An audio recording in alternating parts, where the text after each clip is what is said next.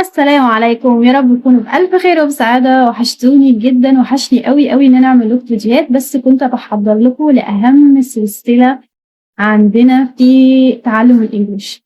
ازاي نتعلم انجليش فعلا؟ ايه هي الخطة اللي تمشي عليها؟ بجد هنحطها بقى بتفاصيل ونعمل لها كذا فيديو، بحيث ان احنا نبقى ماشيين خطوة خطوة وعارفين احنا فين ورايحين على فين.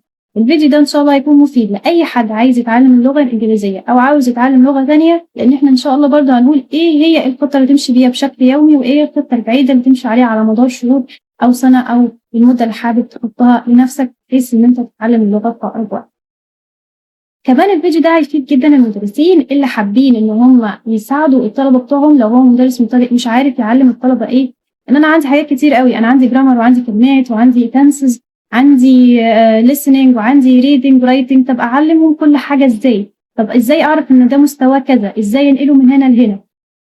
كل دي حاجات لازم نعرفها وبشكل دقيق. فحبيت اعمل لكم سلسله الفيديوهات دي علشان تساعدكم باذن الله، اي حد عايز يتعلم، اي حد عايز يعلم ايه الخطوات اللي يمشي عليها. فقبل ما نكمل الفيديو، يا ريت يا ريت لو بنتفرج على الفيسبوك ما ننساش نعمل متابعه للصفحه، علشان بننزل كورسات مجانيه كتير. فعلا مجانيه يا جماعه، في ناس كتير بتقول مجانيه، فعلا فعلا مجانيه، بس نتابع الصفحه لان الكورسات دي بنبقى عاملين عليها المتابعين بتوعنا. فنتابع الصفحه بشكل مستمر، بننزل معلومات كتير مهمه قوي، نصايح ازاي تتعلموا الانجليش، ونصايح حاجات تانية كتير ليها علاقه باللغه، وافكار ومواقع وحاجات كتير جدا هتفيدكم باذن الله. خلونا نبتدي. وكمان لو بنتفرج على اليوتيوب ما ننساش نعمل سبسكرايب ونفعل الجرس علشان توصل لنا كل الفيديوهات. يلا نبتدي.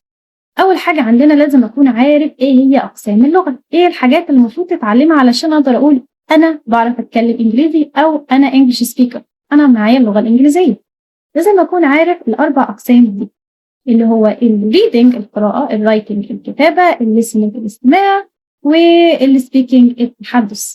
ومش معنى ان انا بعرف مثلا مستوايا A1 B2 ان انا A1 B2 في كلهم.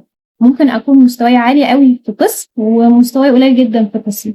فعشان كده مهم جدا يكون معاك مدرس محترف يقول لك ايه هي نقاط الضعف اللي انت محتاج تشتغل عليها.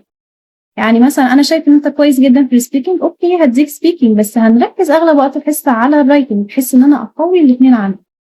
فاهماني؟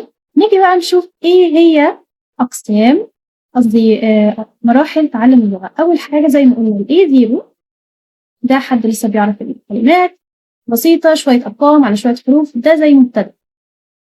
ببتدي يتعلم برضو حاجات كده ازاي يشبك الكلمات في بعض بحيث ان هو يعرف يقرأ حتى لو الكلمة مش